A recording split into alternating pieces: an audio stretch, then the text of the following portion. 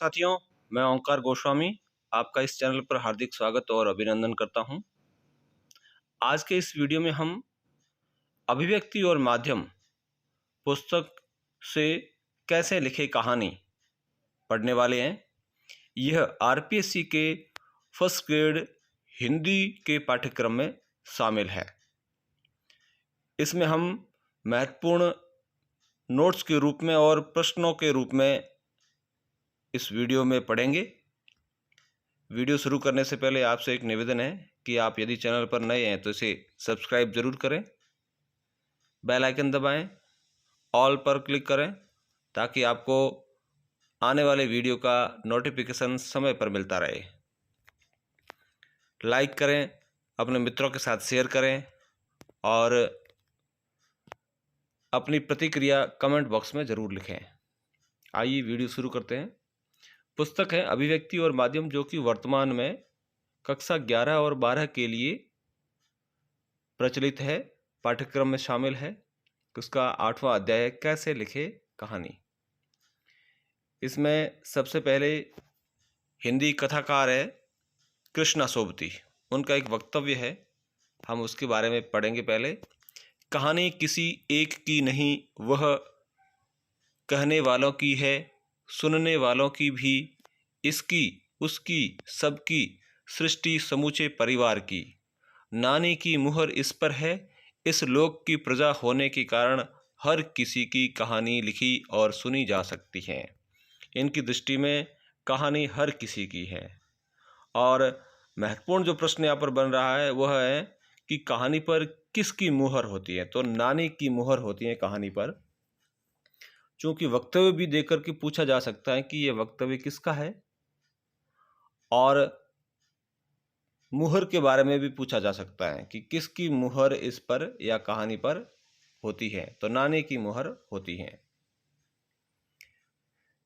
किसी घटना, पात्र या समस्या का क्रमबद्ध ब्यौरा, जिसमें परिवेश हो, द्वंद्वात्मकता हो, कथा का क्रमिक विकास हो, चरम उत्कर्ष का बिंदु हो, उसे कहानी कहा जाता है। यह है कहानी की परिभाषा कि कोई घटना होनी चाहिए, घटना में पात्र हो, या समस्या का जो क्रमबद्ध ब्यौरा, क्रमानुसार ब्यौरा होना चाहिए, उसमें परिवेश हो, द्वंद्व हो और कथा का विकास भी क्रमिक होना चाहिए, और अंत में वह चरम उत्कर्ष तक पहुंच जाए तो उसे कहानी कहा जा सकता है। हर आदमी में कहानी लिखने का मूल भाव निहित होता है। तो कहानी लिखने का मूल भाव किस में निहित है? प्रत्येक व्यक्ति में, हर आदमी में। कहानी का इतिहास उतना ही पुराना है जितना मानव इतिहास। प्रश्न सीधा पूछा जा सकता है कि कहानी का इतिहास कितना पुराना है। कुछ वर्ष दे दिए जाएंगे आपके सम्मुख, 1000 साल, 5000 साल, 1,00,000 साल, कितना भी दे सकता है, लेकिन इसका जो सही उत्तर है वो है मानव इतिहास।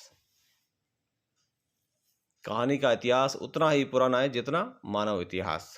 मानव के इतिहास के साथ कहानी का भी विकास हुआ है।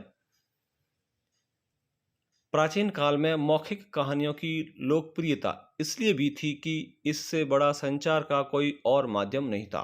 प्राचीन काल में संचार के माध्यमों की कमी थी और इस कारण कहानी की महत्ता उस समय और अधिक थी। और प्राचीन काल में मौखिक कहानियाँ लोकप्रिय हुआ करती थी। वर्तमान में मौखिक और लिखित दोनों कहानियाँ हैं, लेकिन प्राचीन काल में संचार का साधन हुआ करती थी कहानी। कहानी का केंद्रीय बिंदु क्या होता है? कथानक होता है। कथानक क्या है, इसके बारे में जानते हैं। कहानी का वह संक्षिप्त रूप जिसमें प्रारंभ से अंत तक कहानी की सभी घटनाओं और पात्रों का उल्लेख किया गया हो। तो कथानक उसे कहते हैं जो कहानी का संक्षिप्त रूप हो, शुरू से लेकर के अंत तक सभी घटनाएं और सभी पात्रों का उल्लेख हो, तो उसे हम कथानक कहेंगे। कथानक कहानी का एक प्रारंभिक नक्शा होता है। जिस प्रकार हम अपने घर का नक्शा बनाते हैं पहले कागज पर, उसी प्रकार कहानी का जो नक्शा होता है वह कथानक होता है। प्रारंभिक नक्शा है, क्या होता है? कथानक। कहानी का कथानक आम तौर पर कहानीकार के मन में किसी घटना, जानकारी, अनुभव या कल्पना के कारण आता है। तो कथानक कैसे आता है, उसके जो कथानक आने के जो विकल्प हैं वो है कि मन में किसी घटना का आना, कोई जानकारी प्राप्त हो जाना, अनुभव होना या कोई कल्पना करना। इनसे कहानी का जो कथानक है वो कहानीकार के मन में आ जाता है। कथानक को विस्तार देने का काम कल्पना के आधार पर किया जाता है। तो सीधा प्रश्न बनता है कि कहानी को विस्तार किसके माध्यम से दिया जा सकता है, तो वह है कल्पना। कथानक का स्वरूप प्रारंभ, मध्य और अंत होता है। इसमें द्वंद्व के तत्व भी होते हैं जो कहानी को रोचक बनाए रखते हैं। तो ये कहानी का स्वरूप है वो 3 भागों में है, प्रारंभ, मध्य और अंत। कहानी में द्वंद्व होता है, द्वंद्व के तत्व होते हैं और कहानी को रोचक बनाना पड़ता है। तो प्रश्नों का जो पैटर्न है फर्स्ट ग्रेड में वो इस बार और पिछली बार भी ऐसा ही था कि प्रश्न में जो 4 विकल्प दे रखे होते हैं उन चारों में से 3 तो सही होते हैं लेकिन एक गलत होता है। तो हमें गलत का चुनाव करना होता है। तो ऐसी स्थिति में हमें संपूर्ण ज्ञान होना आवश्यक है। तो सारे तथ्यों को हमें पढ़ना और याद करना बहुत ही आवश्यक है। अंत तक कहानी में रोचकता बनी रहनी चाहिए। यह रोचकता द्वंद्व के कारण ही बनी रह पाएगी। तो कहानी में अंत तक रोचकता बनी होनी चाहिए, पहली बात। दूसरी बात, कहानी में रोचकता कैसे आएगी? कहानी में रोचकता द्वंद्व के कारण उत्पन्न होगी। पात्रों का अध्ययन कहानी की एक बहुत महत्वपूर्ण और बुनियादी शर्त है। तो पात्रों का अध्ययन, प्रश्न यूं बन सकता है कि कहानी की महत्वपूर्ण और बुनियादी शर्त क्या है? तो उसका उत्तर है पात्रों का अध्ययन। अगली बात है, चरित्र चित्रण का सबसे सरल तरीका पात्रों के गुणों का कहानीकार द्वारा बखान। यदि किसी का चरित्र चित्रण करना है तो उन पात्रों का के जो गुण होता है उन गुणों को कहानीकार स्वयं बताए। कहानीकार जब बताएगा तो आसानी से पाठक वर्ग सरल तरीके से समझ जाएगा। पात्रों का चरित्र चित्रण उनके क्रियाकलापों, संवादों तथा दूसरे लोगों द्वारा बोले गए संवादों के माध्यम से ही प्रभावशाली होता है। तो चरित्र चित्रण किस प्रकार से होता है? क्रियाकलाप होते हैं कहानी में, पात्रों के संवाद होते हैं, एक दूसरे से बातचीत करते हैं, और दूसरे लोगों द्वारा बोले गए, यानी कि दूसरा पात्र है, एक पात्र है वो दूसरे पात्र के बारे में बोल सकता है या कहानीकार उस पात्र के बारे में बोल सकता है।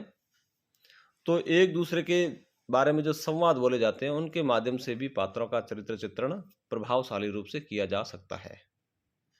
संवाद के बिना पात्र की कल्पना ही मुश्किल है। तो किसके बिना पात्र की कल्पना मुश्किल है? संवाद के बिना। संवाद के बिना किसकी कल्पना मुश्किल है? पात्र की। तो किसी भी तरह से प्रश्न बना सकता है एग्जामिनर। संवाद ही कहानी को, पात्र को स्थापित, विकसित करते हैं और कहानी को गति देते हैं, आगे बढ़ाते हैं। तो प्रश्न यहाँ पर भी बन रहा है कि कहानी को स्थापित और विकसित कौन करते हैं या कहानी को गति कौन देते हैं? तो संवाद देते हैं। जो घटना या प्रतिक्रिया कहानीकार होती हुई नहीं दिखा सकता उसे संवादों के माध्यम से सामने लाता है।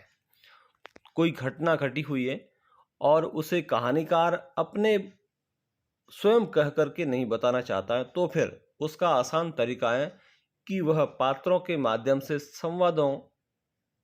पात्रों के संवाद के माध्यम से वह बात या वह घटना या वह प्रतिक्रिया है वह सामने ले आए पाठक वर्ग के सम्मुख। संवाद छोटे, स्वाभाविक और उद्देश्य के प्रति सीधे लक्षित होने चाहिए। संवाद छोटे होने चाहिए, स्वाभाविक होने चाहिए और जो कहानी का उद्देश्य है उसको लक्षित करते हुए होने चाहिए। संवादों का अनावश्यक विस्तार बहुत ही जटिलताएं पैदा कर देता है और कहानी में झोल आ जाता है। तो कहानी में झोल कब आता है? जब संवादों का अनावश्यक विस्तार होता है। या कहानी में जटिलताएं कब आती हैं? जब संवादों का अनावश्यक विस्तार होता है। कथानक के अनुसार कहानी चरम उत्कर्ष अर्थात क्लाइमैक्स की ओर बढ़ती है। कहानी किस ओर बढ़ती है? क्लाइमैक्स की ओर या चरम उत्कर्ष की ओर। कहानीकार की प्रतिबद्धता या उद्देश्य की पूर्ति के प्रति अतिरिक्त आग्रह कहानी को भाषण में बदल सकते हैं। यानी कि कहानी कब भाषण में बदल सकती है? जब कहानीकार की प्रतिबद्धता या उद्देश्य की पूर्ति के प्रति अतिरिक्त आग्रह हो तो कहानी भाषण में बदल सकती है। या यूं भी पूछा जा सकता है कि कहानीकार की प्रतिबद्धता या उद्देश्य की पूर्ति के प्रति अतिरिक्त आग्रह कहानी को किस में बदल सकता है? भाषण में बदल सकता है। कहानी लिखने की कला सीखने का सबसे अच्छा और सीधा रास्ता यह है कि अच्छी कहानियां पढ़ी जाए और उनका विश्लेषण किया जाए। कहानी लेखन सिखाने की प्रक्रिया में यही सबसे अधिक कारगर माध्यम होगा।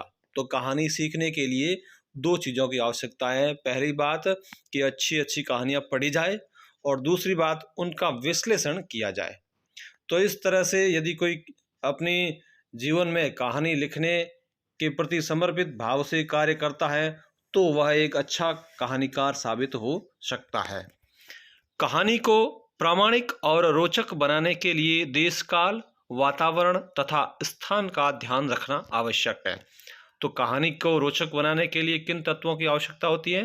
देश काल की, वातावरण की और स्थान की। अब हम बात करते हैं कहानी के मूलतः 6 तत्व होते हैं, उनके बारे में कौन कौन से तत्व होते हैं। पहला है कथा वस्तु, जिसे कथानक भी कहते हैं और विषय वस्तु भी कहते हैं। दूसरा है चरित्र चित्रण या फिर पात्र। तीसरा तत्व है संवाद या कथोपकथन, आपस में एक दूसरे से बातचीत करना, पात्रों का आपस में एक दूसरे के प्रति। चौथा है देश काल या फिर वातावरण। और पांचवा है भाषा शैली, किस प्रकार की शैली होगी कहानी की और किस प्रकार की भाषा। और छठा है उद्देश्य। ये कहानी के 6 मूल तत्व है। इस तरह से अभिव्यक्ति और माध्यम पुस्तक से कैसे लिखे कहानी के जो नोट्स है, नोट्स के रूप में आपको यह एक वीडियो मैंने प्रेषित किया है। आप अपनी प्रतिक्रिया कमेंट बॉक्स में ज़रूर दें। चैनल को यदि आपने सब्सक्राइब नहीं किया तो इसे सब्सक्राइब ज़रूर करें। साथ ही बेल आइकन दबाएं ताकि आपको नोटिफिकेशन समय रहते मिलता रहे। और यदि आपने अपने मित्रों के साथ इस वीडियो को शेयर नहीं किया है तो इसे शेयर ज़रूर करें और हमारे इस चैनल को ग्रो करने में सहयोग करें। फिर मिलते हैं इसी प्रकार के एक और वीडियो में। जय हिंद, जय भारत।